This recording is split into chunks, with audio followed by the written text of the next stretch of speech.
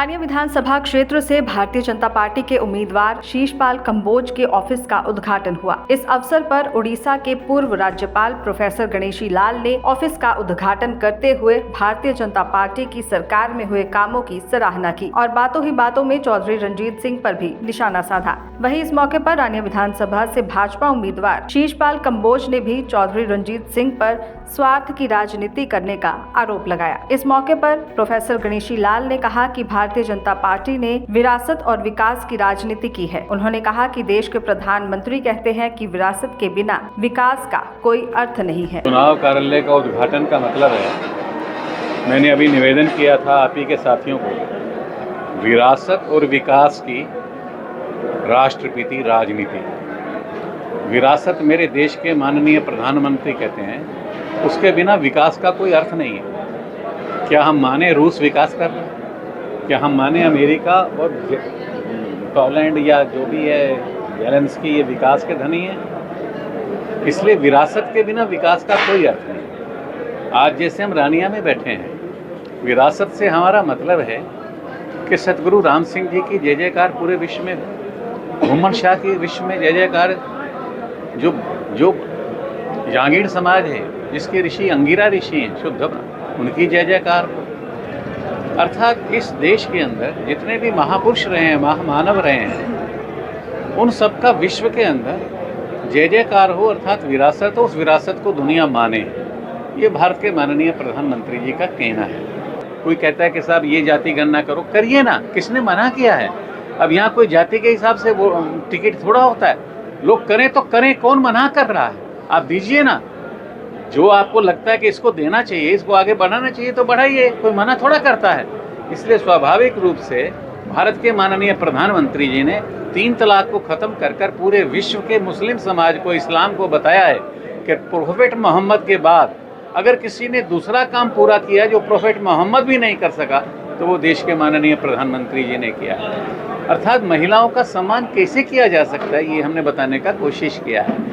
मैं ये भी कहा पीछे कि हिंदुस्तान में नहीं, पूरी दुनिया के अंदर 3 लोग ऐसे हुए, महात्मा गांधी जिन्होंने खुद प्रधानमंत्री ना बनकर पंडित जवाहरलाल नेहरू को बनाया, लोकनायक जयप्रकाश नारायण जो खुद ना बनकर, जिन्होंने मोरारजी को, एक मिनट, देवीलाल खुद ना बनकर विश्वनाथ प्रताप सिंह को बनाया। हमारा कहना है कि उन्हीं के पुत्र जो एक प्रकाश स्तंभ हैं, किसी फुलझड़ी के लिए लड़ते हुए अच्छे नहीं लगते। वो विश्व बिंदु, विश्व मित्र, विश्व सखा और विश्व प्रेमी के मित्र रहे हैं, इसलिए उनको ध्यान में आ जाना चाहिए ये बात। और वो किसके पुत्र हैं ये भी ध्यान में आ जाना चाहिए। कई लोग कहते हैं हम आपके घटक हैं, हम ही से मोहब्बत, हम ही से लड़ाई, कैसी दुहाई कैसी खुदाई, ये कैसा चल सकता है? ये नहीं चल सकता है। आपके पास होंगे 100, 200, 500 करोड़ रुपया, कुछ चिंता का कारण नहीं है।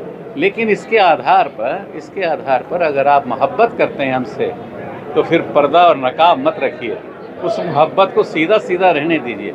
प्रतिपक्ष के लिए मुझे कुछ नहीं कहना, मुझे केवल इतना कहना है कि अगर लगता है जनता को कि ये अति सामान्य परिवार का छोटा सा अध्यापक जो यहाँ कई वर्षों से लगातार सेवा कर रहा है और केवल विरासत को लेकर चलता है, घुमन शाह को लेकर चलता है, ब्रह्मदास के चरणों में जो लगातार बैठा रहता है, ऐसे अजीज बच्चे को अपना बच्चा मानकर, भाई मानकर, पुत्र मानकर ऐसे उसको आशीर्वाद दें। इसलिए मैं यहाँ पर इस कार्यालय में उद्घाटन करने का। वहीं इस मौके पर रानिया विधानसभा क्षेत्र से भारतीय जनता पार्टी के उम्मीदवार शीशपाल कंबोज ने पार्टी द्वारा उन्हें उम्मीदवार बनाए जाने पर खुशी जाहिर करते हुए कहा कि वे रानिया विधानसभा सीट से जीत हासिल कर भारतीय जनता पार्टी की झोली में डालने का काम करेंगे। मैं बड़ा खुश नसीब हूँ जो भारतीय जनता पार्टी ने मेरे ऊपर विश्वास जताया। मैं धन्यवाद करता हूँ मेरे राष्ट्रीय नेतृत्व का, हरियाणा के नेतृत्व का, जिन्होंने एक छोटे से कार्यकर्ता को आज कमल का फूल देकर रानिया विधानसभा में इसको खिलाने के लिए भेजा है। मैं अपने सारे कार्यकर्ताओं जो भारतीय जनता पार्टी से जुड़े हैं, मैं उनसे अपील भी करता हूँ और मुझे विश्वास भी है कि यहाँ से हम कमल का फूल खिलाकर माननीय नायब सिंह सैनी जी की झोली में डालने का काम करेंगे। विजन क्या है सर, मुद्दे क्या रहेंगे? मुद्दे विकास के हैं। पिछले 10 साल से भारतीय जनता पार्टी की सरकार हरियाणा में भी चल रही है और सेंटर में भी चल रही है। जो विकास की झड़ी पिछले 10 सालों में हरियाणा में चली, आज आप सब जानते हैं कि सबका विकास। पहले क्या होता था, अगर मुख्यमंत्री रोहतक का बनता था तो विकास रोहतक में होता था, अगर मुख्यमंत्री आदमपुर में बनता था तो आदमपुर का विकास होता था, अगर भिवानी का मुख्यमंत्री बनता था तो भिवानी में विकास होता था। जब से 14 से मनोहर लाल जी खट्टर हरियाणा के मुख्यमंत्री बने, उन्होंने 90 की 90 विधानसभा में समान रूप से विकास करवाया, और रानिया में तो विशेष रूप से उन्होंने विकास की जड़ी लगा दी।